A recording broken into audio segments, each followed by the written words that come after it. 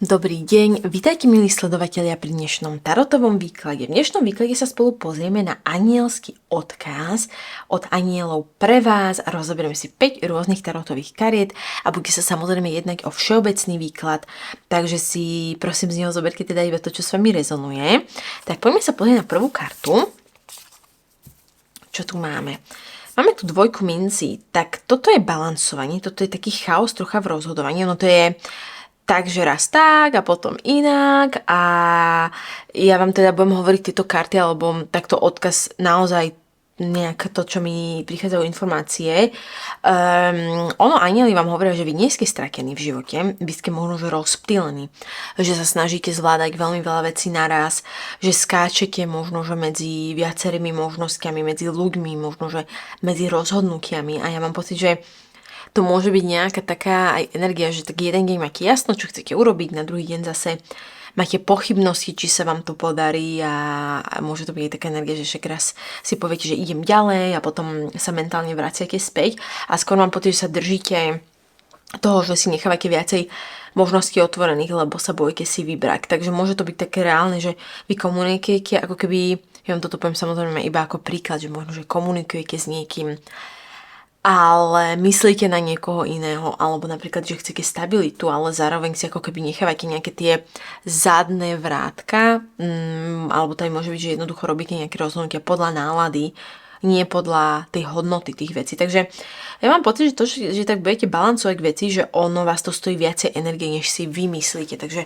určite táto karta a anieli vám na základe tejto karty radia to, aby ste sa pozreli na veci, ktoré veľmi tak balancujete a nájsť nejaký ten zlatý stred. Netreba ako keby žonglovať veľmi veľa vecí naraz. Takže toto je tak, prvá karta. Páža minci, toto je malý reálny krok, ono to je taká nová energia, ono to je v podstate taká energia nového smeru, nového začiatku. Ja mám pocit, že vy nemusíte čakať na nejaký veľký zlom, ktorý nastane vo vašom živote. Stačí urobiť možno, že jeden malý krok, malý stabilný krok, takže začať niečo, čo ste odkladali. Môže to byť práca, môže to byť projekt, môže to byť rutina a nastavte si nejaký nový zvyk. Možno, že to nemusí byť nejaký veľký nový zvyk, iba jednoducho pravidelný a treba investovať určite energiu do niečoho, čo má tú budúcnosť. Takže namiesto toho, aby ste neustále možno, že premýšľali nad vecami, treba začať konať, alebo namiesto toho, aby ste analyzovali veci, tak jednoducho budujte to, že ja viem, že veľmi veľa z nás sa akože tak premýšľame, analyzujeme veci, bojíme sa niečo začať, ale naozaj táto karta hovorí to, že tá odpoveď nepríde z toho, že budete jednoducho možno, že analyzovať, ale z toho, že začnete reálne tie veci robiť, lebo máme tu už dve mince a mince oni značia takú tú hmatateľnú realitu.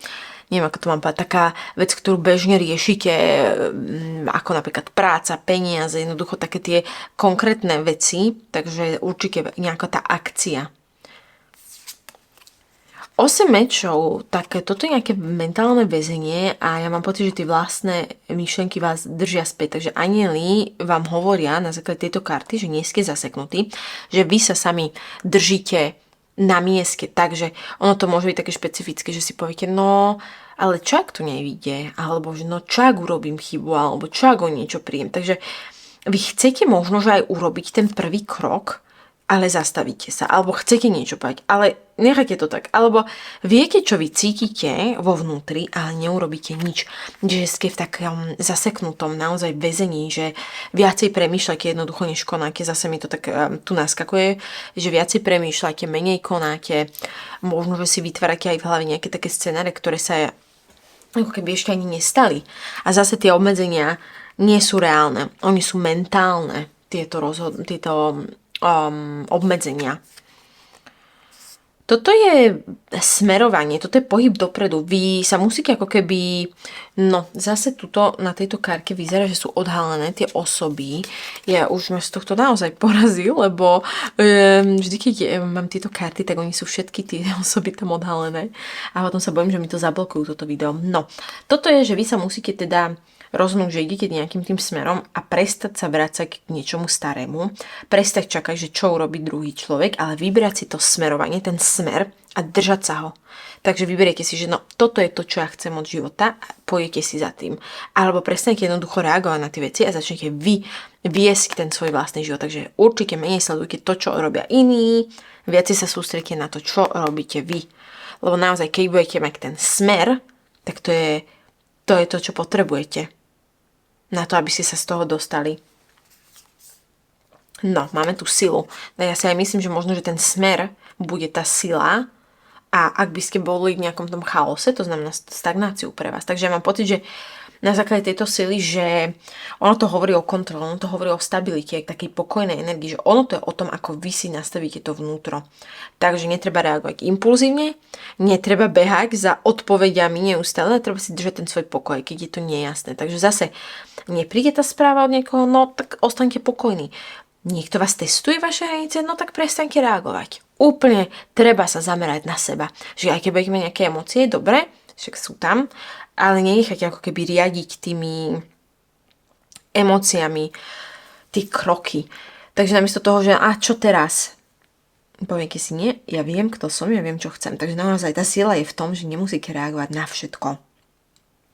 Lebo ja mám pocit, že ste nejako rozptýlení medzi tými možnosťami a potrebujete urobiť malý, reálny krok, ale blokujete sa vlastnými myšlienkami. Vy máte si vybrať smer a ísť si za tým a ako má tam byť taká snaha udržať ten pokoj a tú stabilitu. Lebo nikto vás nedrží na mieste, mám pocit, že to je vaše to rozhodnutie. Takže určite vybrať si jednu vec, jednu osobu, jeden smer a prestať analyzovať veci a jednoducho urobiť malý konkrétny krok. A potom sa toho ako keby držte.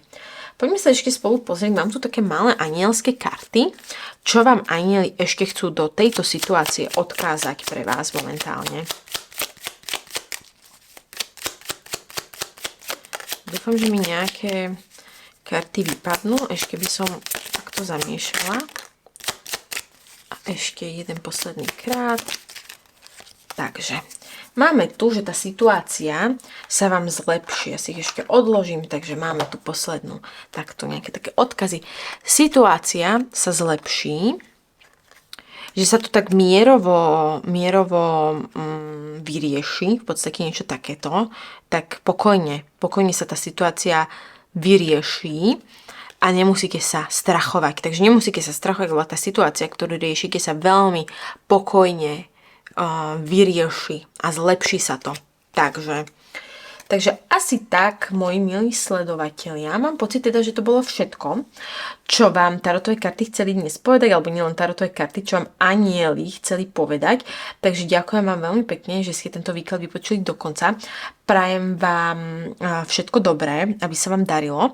A ak by ste mali záujem vidieť viacero takýchto videí, prosím, zanechajte mi odber na mojom kanáli a to je asi tak celé, tak ďakujem vám veľmi pekne. Ešte raz nech máte pekný pohodový deň. Vidíme sa na budúce. Dovi.